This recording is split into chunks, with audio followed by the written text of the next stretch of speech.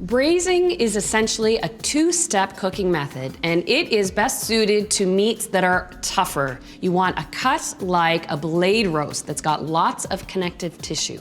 First, searing your meat, and to not crowd the pan, I like to do it in batches. And the function of searing is solely for flavor and color. This is gonna make a nice dark, rich sauce and add a beautiful caramel flavor.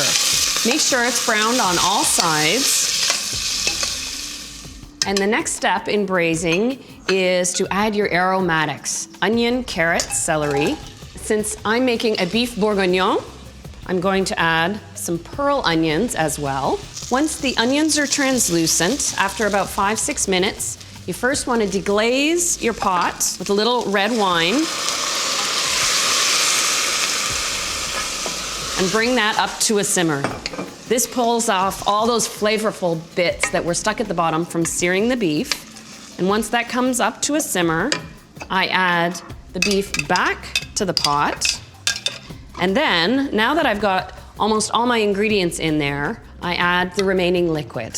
So a combination of just a plain tomato puree, and then just enough beef stock to cover the vegetables and meat. And then a little fresh thyme. I'll put the whole sprigs in and then pull them out before I serve the stew. Now, just want to give this time. You want to simmer and stir the stew occasionally.